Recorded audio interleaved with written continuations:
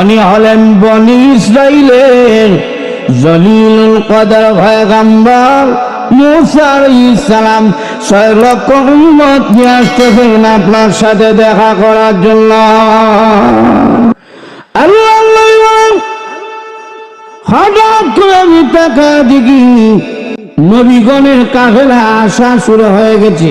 উম্মত সামনে, নবী সামনে, উম্মত পিছনে পিছনে। কোন নবী 100 জন উম্মত, কোন নবীর 80 জন উম্মত, কোন নবীর 40 জন উম্মত, কোন নবীর 20 জন, কোন নবীর 8 জন, কোন নবীর 2 জন, কোন নবীর 1 জন, কোন নবীর 9 জন উম্মতই নাই। উম্মত ছাড়া একা একা এসেছেন মুসাফা করার জন্য। আল্লাহ নবী বলেন, আকায় দেখি এমন একজন নবী আসতেছেন যার পিছনে 1 জন 2 জন লক্ষ লক্ষ উম্মতেরা আছে। আমি নবীজি তাকায় দেখি উম্মতের পায়ের আঘাতে ধুলা বালু অন্ধকার হয়ে যাচ্ছে। আমি তখন জিজ্ঞাসা করলাম, ও প্রভু, উনি কোন নবী আসতেছেন এত উম্মত নিয়ে? আল্লাহ জানা দিলেন, নবী গো, উনি হলেন বনি ইসরাইলের জলিলুল কদর পয়গম্বর মুসা আলাইহিস সালাম 6 লক্ষ উম্মত নিয়ে আসতেছেন আপনার সাথে দেখা করার জন্য। আল্লাহ নবীর চেহারাটা মলিন হয়ে গেছে। প্রভু, কিয়ামতের মাঠে মুসা নবী যদি এত উম্মত হয়, তাহলে উম্মতের বেলায় কিয়ামতের মাঠে মুসা নবী সেরা হয়ে যাবেন। আল্লাহ, এত উম্মত তো আমার হবে না। নবীর চেহারা যখন মলিন হয়ে গেছে, আমার আল্লাহ এমনি ডেকে ডেকে বলবেন, নবী গো, চেহারা মলিন করবেন না। আপনার কি পরিমাণ উন্নত হবে, লোহে মাহফুজের মধ্যে আমি আল্লাহ সবার ছবি লটকায় রেখে দিয়েছি, সবাইকে দেখায় দেই। ও নবী, আপনার মাথা মুবারক ডান দিকে ঘোরান। আল্লাহ নবী বলেন, উম্মত দেখার জন্য ডান দিকে মাথা ঘোরাইলাম, টাকা দিকে শুধু মানুষ আর মানুষ। মানুষের ভিড়ের কারণে আমার ডান দিকে আসমান আর দেখা যায় না। আল্লাহ বলেন, হে নবী, মাথা বামে ঘুরান। রাসূল বলেন, বামে মাথা ঘুরাইলাম, তাকায় দেখি মানুষ আর মানুষ।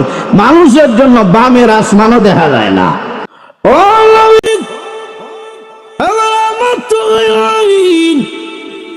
পিছনে মাথা ঘুরান।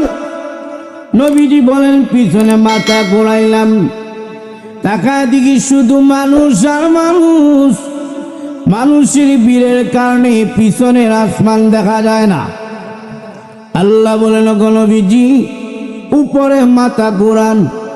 আল্লাহ নবী বলেন, উপরে মাথা ঘুরাইলাম, তাকায় দেখি শুধু মানুষ আর মানুষ।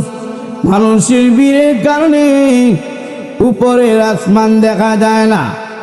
আল্লাহ তখন ডাক দিয়ে বলেন, নবী গো, মুসা নবীর 6 লক্ষ উম্মত দেখে আপনার চেহারাটা মলিন করে দিয়েছিলেন। নবী গো, এবার ডাইনে বামে সামনে পিছনে উপরে 6 লক্ষ নয়, 6 কোটি নয়, অসংখ্য গণিত যা উম্মত দেখলেন সবগুলো হলো আপনি রাহমাতুল লিল আলামিনের উম্মত। তবে আল্লাহ জানা দিয়েছেন, ও বারাসদারা, আমার বান্দার হাতের মধ্যে তোমরা কাজ করো, কোনো অসুবিধা নাই। পায়ের মধ্যে কাজ করো, কোনো অসুবিধা নাই। পিঠের মধ্যে পেটের মধ্যে কাজ করো, কোনো অসুবিধা নাই। কিন্তু ফেরেশতারা, আমার বান্দার চেহারার মধ্যে তোমরা হাত লাগাইবালা। খালাকতু বিয়াদাইয়া, আমি মহান আল্লাহ নিজ হাত দ্বারা আমার বান্দার চেহারাকে বানাবো। জোরে বলেন চেহারাটা বানিয়েছেন কে?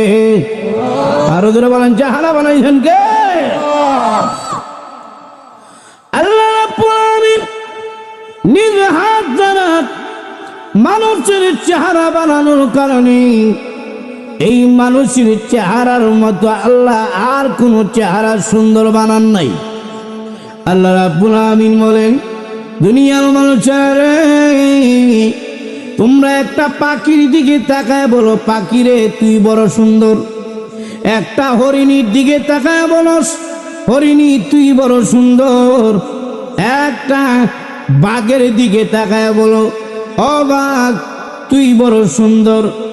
বাঘ, হরিণী এবং পাখি তাদের ভাষা ডেকে ডেকে বলে, মানুষেরা আজকে আমাকে দেখেছো আর সার্টিফিকেট দিয়েছো আমি সুন্দর, তুমি চলে গেলে এই সার্টিফিকেটও শেষ, আর এটার কোনো দাম নাই।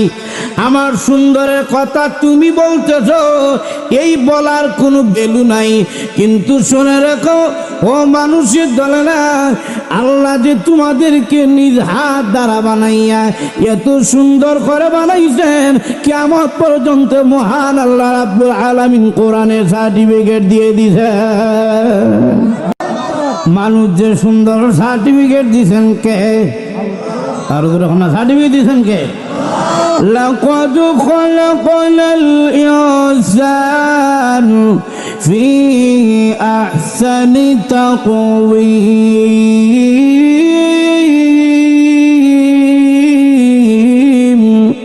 আল্লাহ রাব্বুল আলামিন মানুষের সৌন্দর্যের সার্টিফিকেট দিয়েছেন।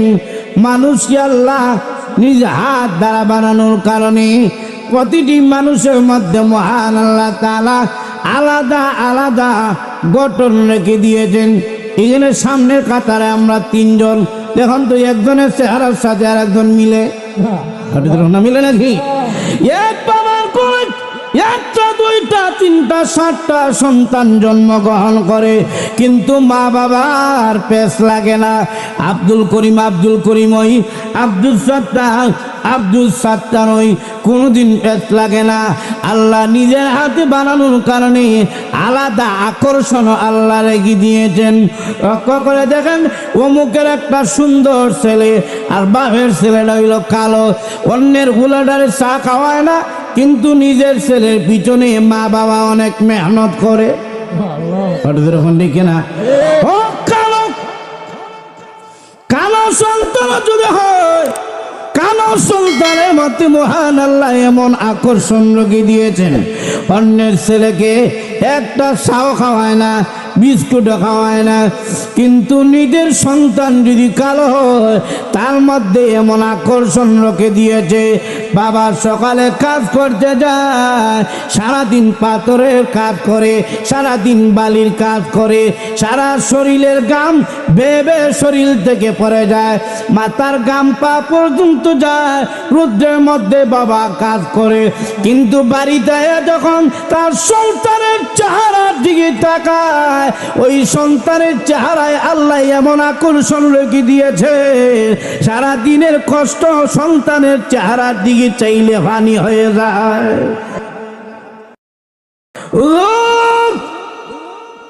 আমাকে যে যুদ্ধের ময়দানে নেবেন না, রাসূল বলেন শিশু বাচ্চারে যুদ্ধের ময়দানে নিয়ে তোমার কি লাভ হবে? তীর চালাইতে পারবা না, তরবারি চালাইতে পারবা না, ঘোড়া দৌড়াইতে পারবা না, ডাল দিয়ে তুমি প্রতিহত করতে পারবা না, তাহলে তোমার নিয়ে কি লাভ হবে?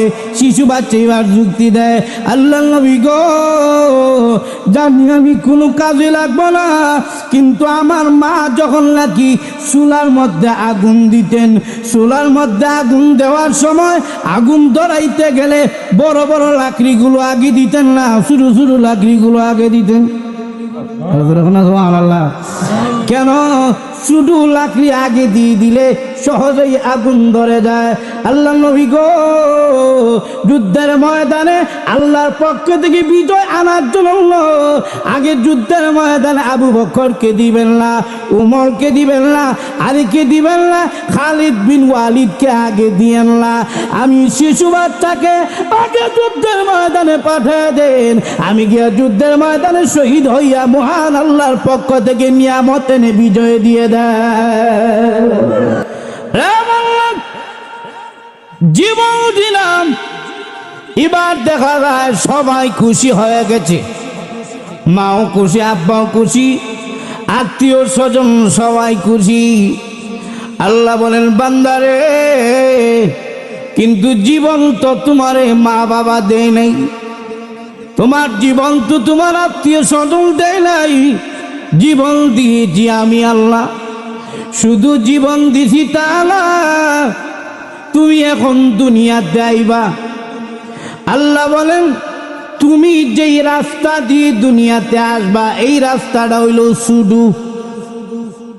দুনিয়ার বিজ্ঞানীর যুগেও শুধু রাস্তা দিয়ে বড় জিনিস ঢুকে না। কি না, এই যে মাউথের ছিদ্র আছে, এটা দিয়ে কি আমার কল্লাটা ঢুকবো? ধাক্কা দিলে ঢুকবো নি?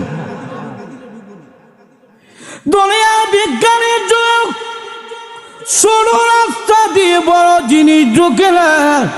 আমি আর আপনি যেই রাস্তা দিয়ে আসবো এই রাস্তাটা হলো শুরু।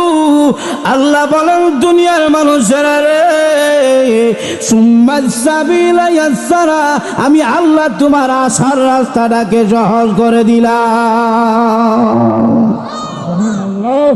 এখন তুমি দুনিয়াতে আইছো, কিভাবে আইলা? আল্লাহ বলেন ইউখরিজুকুম তিফলা, বান্দা বান্দি রে, শিশু অবস্থায় তোমারে দুনিয়াতে আনলাম, আয়া তুমি কান্দো। এখন দেখা যায় সবাই তোমার কাছে চলে এসেছে। আল্লাহ বলেন বান্দারে, এমন ভাবে আনলাম, শিশু অবস্থা বের করে আনলাম। আল্লাহর আয়াতে বলেন ওয়াল্লাহু আখরাজাকুম মিন বুতুনি উম্মাহাতিকুম লা তা'লামুনা শাইআ, ওয়াল্লাহু আখরাজাকুম মিন বুতুনি উম্মাহাতিকুম। আল্লাহ বলেন আমি আল্লাহ তোমাদেরকে বের করে আনলাম মায়ের পেটের ভিতর থেকে। কেমন ভাবে আনলাম? লা তা'লামুনা শাইআ, তুমি কোনো কিছুই জানো না। তোমার হাত আছে কিন্তু ধরার শক্তি নাই, পা আছে রে বাল্লাওয়ালদি কিন্তু পা দিয়ে চলার শক্তি নাই, মাথা আছে বুদ্ধি নাই, মুখ আছে কথা নাই। আমি আল্লাহ হাতে ধরার শক্তি দিলাম, পায়ে চলার শক্তি দিলাম, আমি আল্লাহ মাথায় বুদ্ধি দিলাম, মুখের মধ্যে আমি আল্লাহ কথা বলার শক্তি দিলাম। আল্লাহ বলেন লিতাবলুগু আশুদ্দাকুম, আমি আল্লাহ তোমারে ধীরে ধীরে বড় করতে করতে যৌবন কাল দান করলাম। তাহলে তুমি কিছুই ছিলে না, তোমার কোনো আলোচনাই ছিল না। নাফাক পানি থেকে আমি আল্লাহ তোমারে দেহ মার পেটের ভিতরে দান করলাম, দেহ দিয়ে আমি আল্লাহ দুনিয়াতে আনলাম, সব শক্তি আমি আল্লাহ তোমারে দিলাম, জীবন আমি আল্লাহ দিলাম, যৌবন আমি আল্লাহ দিলাম। এই আল্লাহ, যেই আল্লাহ তোমারে সব কিছু দিয়েছেন, এখন তুমি দেখা যায় দুনিয়াতে সব রে চিনো, সবাই রে চিনো, কিন্তু আল্লাহ রে চিনো না। তুমি যদি কোনো দল করো, দলের বিরুদ্ধে করলে, দলের বিরুদ্ধে বললে তোমার রাগ উঠা জায়গা। তুমি বিএমপি করো, বিএমপির বিরুদ্ধে বললে তোমার রাগ উঠা জায়গা। আওয়ামী লীগ করো, আওয়ামী লীগের বিরুদ্ধে বললে তোমার রাগ উঠে যায়। জাতীয় পার্টি করো, জাতীয় পার্টির বিরুদ্ধে বললে তোমার রাগ উঠে যায়। লঙ্গি গামছি ফাটি করো, এটার বিরুদ্ধে বললে তোমার রাগ উঠে যায়। তোমার নেতার বিরুদ্ধে যদি কেউ কথা বলে, লাঠি সুটালে এলাও গাছকে তার মাথা বাইরে ভাঙ্গা লইয়াম। কিন্তু আমি আল্লাহর বিরুদ্ধে কথা বললে তোমার রাগ উঠে না। আল্লাহ বলেন তোমার মতো নাফরমান আর কেউ হতে পারে না।